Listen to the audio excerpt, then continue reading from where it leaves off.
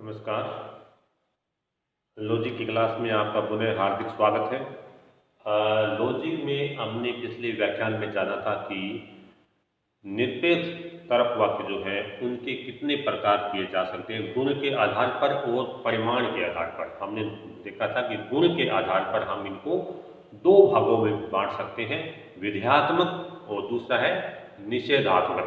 इसी प्रकार परिमाण के आधार पर भी हम इनको दो भागों में बांट सकते हैं, सर्वव्यापी और अंशव्यापी, या सामान्य या विशेष तर्क वाक्य। गुण गुण कौन से? विधेयात्मक और दूसरा है निषेधात्मक।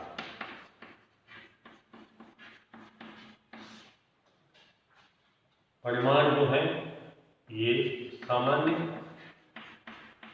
या सर्वव्यापी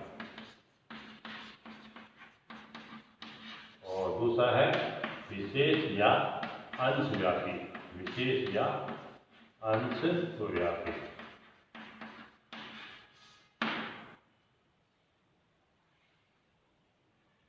तर्क वाक्य के दो प्रकार गुण के आधार पर, विधेयात्मक या निषेधात्मक, या स्वीकारात्मक और निषेधात्मक। दूसरा परिमाण के आधार पर, सामान्य या विशेष या सर्वव्यापी या अंशव्यापी। अब सर्वव्यापी आधार वाक्य जो है इनको अगर परिमाण और गुण इन दोनों को मिला दिया जाए, क्योंकि दोनों से मिलके ही वाक्यों की रचना होगी, तो परिमाण और गुण दोनों को मिला दिया जाए, या अपने इस बात को इस प्रकार बोले कि सर्वव्यापी वाक्यों को आगे दो भागों में बांटा जा सकता है। कैसे? नंबर एक, सर्वव्यापी। अब इसमें हमने ये वाला गुण मिला दिया, सर्वव्यापी विधेयात्मक। दूसरा सर्वव्यापी निषेधात्मक। सर्वव्यापी वाक्य भी आगे चल के दो प्रकार के होते हैं। कैसे? क्योंकि परिमाण और गुण, परिमाण के साथ जब गुण मिलता है तब नया वाक्य बनता है, तो परिमाण यही है सर्वव्यापी, और इसके साथ गुण कौन सा हो गया? विधेयात्मक वाला। तो एक प्रकार हो गया सर्वव्यापी विधेयात्मक, और दूसरा सर्वव्यापी, दूसरा गुण कौन सा है? निषेधात्मक। तो सर्वव्यापी वाक्यों का गुणों के आधार पर दो आगे पार्टीशन हो गया कि सर्वव्यापी विधेयात्मक और सर्वव्यापी निषेधात्मक। इसी प्रकार विशेष या अंशव्यापी वाक्य हैं कि इनका भी आगे चल के दो प्रकार और हो जाते हैं। कैसे? अंशव्यापी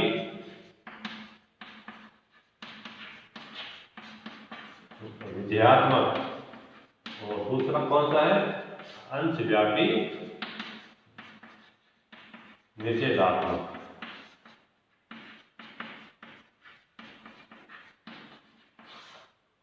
यानी परिमाण के आधार पर हम सबसे पहले वाक्यों को दो भागों में बांटते हैं, सर्वव्यापी या सामान्य तर्क वाक्य, दूसरा है अंशव्यापी या विशेष तर्क वाक्य। अब सर्वव्यापी के भी आगे चल के दो भाग हो जाते हैं, सर्वव्यापी विधेयात्मक, सर्वव्यापी निषेधात्मक। दोनों गुण हमने इसमें ले लिए। देखो यहाँ हमने वो पहले वाला लिया गुण, और यहाँ हमने दूसरे वाला गुण लिया है। इसी प्रकार अंशव्यापी वाक्य भी दो प्रकार के होते हैं, इसमें हमने पहले वाला गुण ले लिया अंशव्यापी विधेयात्मक, और दूसरा कौन सा है? अंशव्यापी निषेधात्मक, ये वाले। इस प्रकार से निरपेक्ष तर्क वाक्यों के ये चार प्रकार आगे चल के बन जाते हैं, सर्वव्यापी विधेयात्मक, सर्वव्यापी निषेधात्मक, अंशव्यापी विधेयात्मक और अंशव्यापी निषेधात्मक। ये चार वाक्य बनते हैं। तो अरस्तु की भाषा में, क्योंकि ये तर्कशास्त्र जो है ये पूरा अरस्तु के विज्ञान पर आधारित है, तो वो ये कहते हैं कि निरपेक्ष तर्क वाक्य के यही चार प्रकार होते हैं, यही चार स्वरूप होते हैं, जिसको पहले वाले वाक्य को उसने नाम दिया है सर्वव्यापी विध्यात्मक, दूसरे वाले वाक्य को नाम दिया है सर्वव्यापी निषेधात्मक। ये सेम ही है, लेकिन इसमें विध्यात्मक यानी इसमें केवल अपने है की बात करते हैं, इसमें अपने नहीं की बात करते हैं।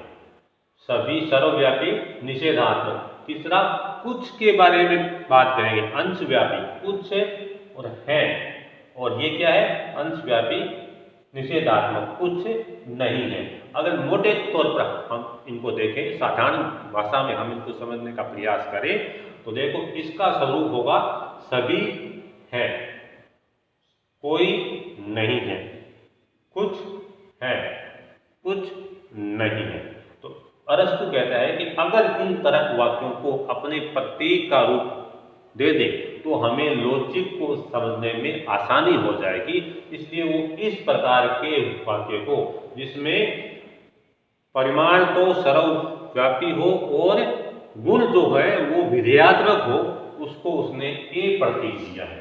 इस प्रकार के वाक्यों को अपने ए बोलेंगे, ए प्रकार के वाक्य जिसमें परिमाण जो होगा वो सर्वव्यापी होगा और गुण जो है वो विधेयात्मक होगा। ऐसे वाक्य जिसमें परिमाण तो सर्वव्यापी होगा लेकिन गुण जो है वो निषेधात्मक होगा, उनको अपने ई प्रकार का वाक्य का नाम देंगे।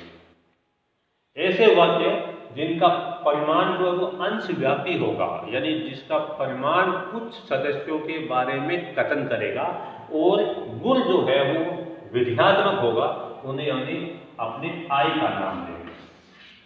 और चौथा जो है वो है जिसका परिमाण तो अंशव्यापी होगा, यानी परिमाण तो हमें कुछ सदस्यों के बारे में कथन करेगा लेकिन गुण जो है उसका नेगेटिव होगा, उसको अपने ओ का नाम देंगे। इस प्रकार से निरुपाधिक तरक वाक्य या निरपेक्ष तरक वाक्य या कैटेगोरिकल प्रोपोजिशन है, उसके 4 प्रकार होते हैं।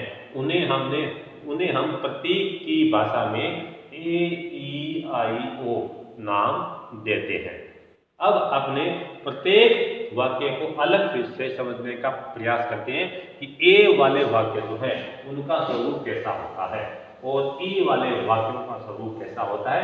एक एक उदाहरण से हम इनको समझने का प्रयास करते हैं। सबसे पहला है सर्वव्यापी विधेयात्मक। इस प्रकार के वाक्यों को हम अपने ए प्रतीक देते हैं। ऐसे वाक्य जिनमें परिमाण तो सर्वव्यापी हो, यानी परिमाण तो सभी के रूप में हो या प्रत्येक के रूप में हो। अंग्रेजी में इसमें और शब्द का प्रयोग हो, या हिंदी में सभी आए या प्रत्येक आए, लेकिन गुण जो है वो पॉजिटिव के रूप में आए, है के रूप में आए। उस प्रकार के वाक्य सर्वव्यापी विधेयात्मक कहलाते हैं। इन प्रकार के वाक्यों को अपने ए से प्रतीक करते हैं। इन प्रकार के वाक्यों का उदाहरण क्या है? सभी मनुष्य ईमानदार है। देखो इन वाक्यों की पहचान मैंने क्या बताई थी कि शुरू में सभी या प्रत्येक शब्द लिखा हुआ आएगा। क्या है शब्द में? सभी है, और लास्ट में है शब्द का प्रयोग है। नहीं है, नहीं आएगा, है आएगा, सभी है। इसका मतलब ये वाला वाक्य ए प्रकार का वाक्य है, ई प्रकार का वाक्य। इन्हें बोलते हैं अपने सर्वव्यापी निषेधात्मक।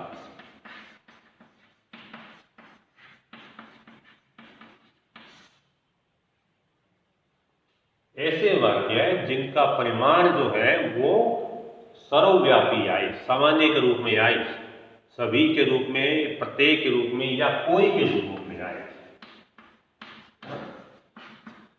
मुख्य रूप से इनका परिमाण जो है वो कोई के रूप में आएगा और गुण जो है वो नहीं के रूप में आए। ऐसे सारे वाक्य ई प्रकार के वाक्य कहलाते हैं। जैसे कोई मनुष्य अमर नहीं है। कोई मनुष्य अमर नहीं है। इसमें देखो शुरू में कोई आ गया और लास्ट में नहीं है। तो आपको इस वाक्य को देखते ही आपको पहचान जाना है कि ये वाक्य ई प्रकार का वाक्य है। यह वाक्य सर्वव्यापी निषेधात्मक प्रकार का वाक्य है। अब इसके बाद में आई प्रकार का वाक्य है अंशव्यापी विधेयात्मक। इस प्रकार के वाक्य जिनका परिमाण जो है वो अंशव्यापी के रूप में आए, यानी कुछ के रूप में आए। जिन वाक्यों के शुरू में तो कुछ हो लेकिन अंत में है शब्द का प्रयोग आए, उन वाक्यों को आई प्रकार का वाक्य या अंशव्यापी विधेयात्मक वाक्य कहते हैं। जैसे कुछ मनुष्य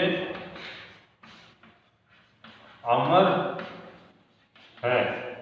शुरू में क्या है कुछ, लास्ट में क्या है कुछ है। इसका मतलब ये आई प्रकार का वाक्य है। और चौथा क्या है ओ अंशव्यापी निषेधात्मक। ऐसे वाक्य जिनका परिमाण है वो कुछ के रूप में ही आए लेकिन जिनका गुण जो है वो नहीं के रूप में आए।